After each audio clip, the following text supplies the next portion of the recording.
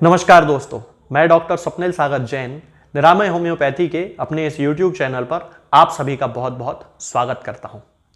दोस्तों, बहुत सारे लोगों में ऐसा देखा जाता है कि 40 वर्ष की उम्र से लेकर और 60 वर्ष की उम्र के बीच में उनके कंधों में एक बड़ी गंभीर किस्म की समस्या होने लगती है, जिसमें कि उनके जो कंधे होते हैं उनमें बहुत ज़्यादा दर्द होता है और उनका जो मूवमेंट होता है, यानी कि कंधे को घुमाने की जो उनकी क्षमता होती है, आगे पीछे करने की जो उनकी क्षमता होती है, वो कम होने लगती है, खत्म होने लगती है। इस कंडीशन को फ्रोजन शोल्डर या फिर एडहेसिव कैप्सुलाइटिस कहा जाता है। सामान्य भाषा में आपने बहुत सारा इसके बारे में सुना होगा। फ्रोजन शोल्डर बहुत सारे लोगों को होता है और 40 वर्ष से 60 वर्ष की उम्र के बीच ही ज्यादातर ये लोगों में देखा जाता है। तो फ्रोजन शोल्डर आपके परिवार में से भी आपने कई बार लोगों को सुना होगा कि उनको फ्रोजन शोल्डर की शिकायत हो गई, इनको फ्रोजन शोल्डर की शिकायत हो गई। अब दोस्तों, हमारा जो कंधा होता है ये 3 प्रकार की बोन्स से मिलकर बना होता है। पहली होती है ह्यूमरस, दूसरी होती है स्कैपुला और तीसरी होती है क्लेविकल। तो फ्रोजन शोल्डर की जो शिकायत होती है इसमें पेशेंट की 3 स्टेजेस होती हैं। पहली स्टेज में जबकि पेशेंट के कंधे में दर्द होना शुरू होता है और धीरे धीरे उसका कंधा काम करना बंद करने लगता है। इस अवस्था को फ्रीजिंग शोल्डर कहा जाता है, फ्रीजिंग शोल्डर। इसके बाद दूसरी अवस्था आती है जिसे कि फ्रोजन शोल्डर कहते हैं। फ्रोजन शोल्डर में पेशेंट को पेन बहुत ज्यादा सिवियर होता है, बहुत ही ज्यादा दर्द होता है उसको कंधे में, और कंधे में इतनी ज्यादा स्टिफनेस आ चुकी होती है, इतना ज्यादा कड़कपन आ चुका है, इतनी ज्यादा अकड़न आ चुकी होती है कि उसका जो कंधा, एक सामान्य व्यक्ति जो कंधे को पूरा मूव कर लेता है, रोटेट कर लेता है, घुमा फिरा लेता है, फ्रोजन शोल्डर वाला जो व्यक्ति होता है उसका कंधा बिल्कुल भी मूवमेंट नहीं कर पाता है, मूवमेंट करना बिल्कुल बंद कर देता है।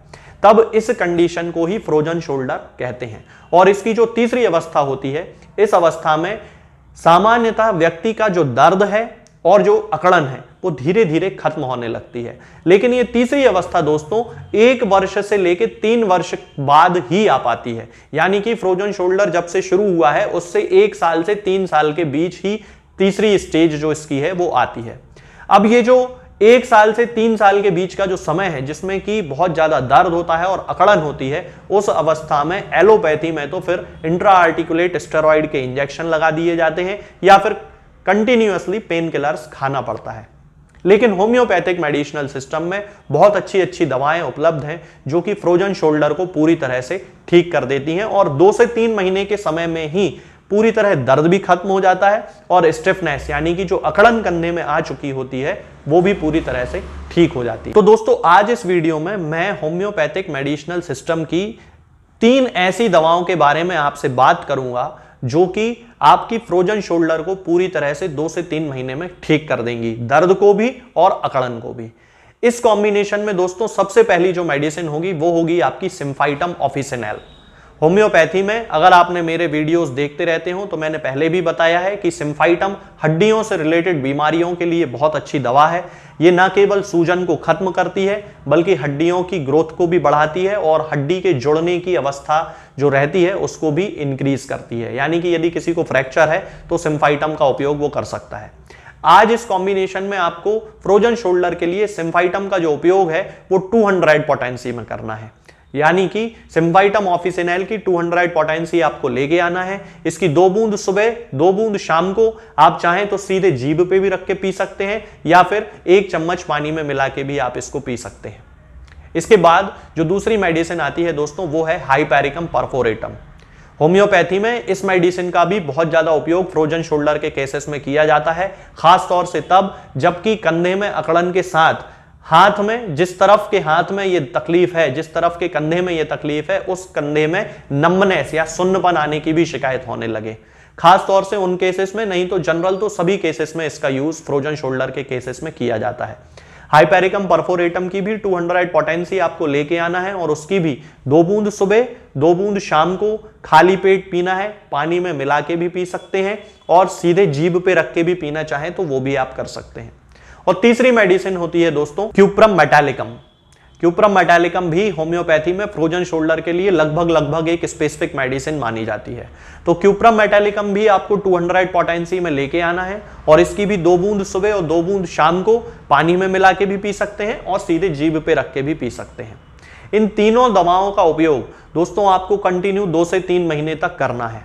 धीरे धीरे आपका जो दर्द है कंधे का वो धीरे धीरे खत्म होने लगेगा, जो अकड़न कंधे में आ गई है वो भी धीरे धीरे आपकी खत्म हो जाएगी। आज के इस वीडियो में दोस्तों फिलहाल इतना ही। आगे के वीडियोस में मैं आपसे बात करूंगा कुछ नई बीमारियों के बारे में और उनकी होम्योपैथिक दवाओं के बारे में। तब तक के लिए जय हिंद, जय भारत। दोस्तों, होम्योपैथिक दवाओं को खाने का सबसे अच्छा तरीका होता है कि हम हमेशा खाली पेट इन दवाओं को खाएं।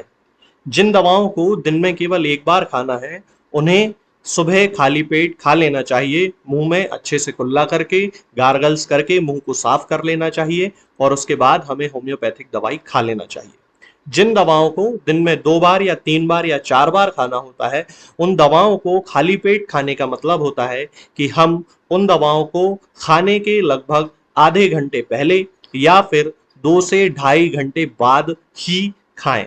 और उस स्थिति में भी हमारे मुंह में किसी भी वस्तु का, किसी भी चीज का स्वाद नहीं होना चाहिए, ना ही हमारे मुंह में किसी भी चीज की गंध होना चाहिए, जिससे कि ये होम्योपैथिक दवाएं हमारे शरीर पर बहुत अच्छे तरीके से काम कर सकती हैं। तो हमें हमेशा ये ध्यान रखना है कि जब भी हम होम्योपैथिक दवा खाएं, हमेशा खाली पेट खाएं और हमारे मुंह में किसी भी चीज का स्वाद या किसी भी चीज की स्मेल ना हो। अब बहुत सारे लोग ये सोचते हैं कि हम कच्चा प्याज खा सकते हैं या अदरक खा सकते हैं या हींग खा सकते हैं या इलायची खा सकते हैं या नहीं। बिल्कुल, आप इन चीजों का इस्तेमाल कर सकते हैं। होम्योपैथिक दवाओं को खाते समय आप इन सभी चीजों को बड़ी आसानी से खा सकते हैं।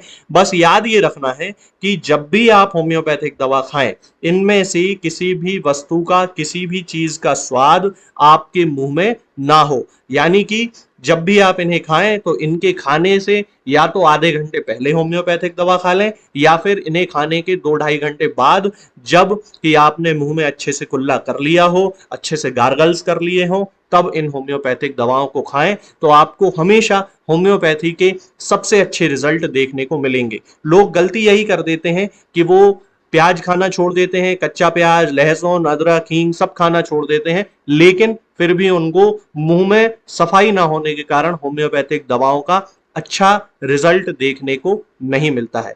ये होम्योपैथिक दवाएं आपको किसी भी ऑनलाइन फार्मेसी पर या आपके घर के नजदीक किसी भी होम्योपैथिक मेडिकल स्टोर पर बड़ी ही आसानी से उपलब्ध हो जाएंगी। ये दवाएं हर होम्योपैथिक फार्मेसी पे उपलब्ध होती हैं, हर ऑनलाइन फार्मेसी पर उपलब्ध होती हैं, इसलिए आप वहां से इन दवाओं को प्राप्त कर सकते हैं। निरामय होम्योपैथी क्लिनिक से ना ही किसी मरीज को कोई दवा बेची जाती है और ना ही कोई दवा भेजी जाती है। इसलिए अपने नजदीकी होम्योपैथिक मेडिकल स्टोर या ऑनलाइन फार्मेसी से ही इन दवाओं को प्राप्त करें।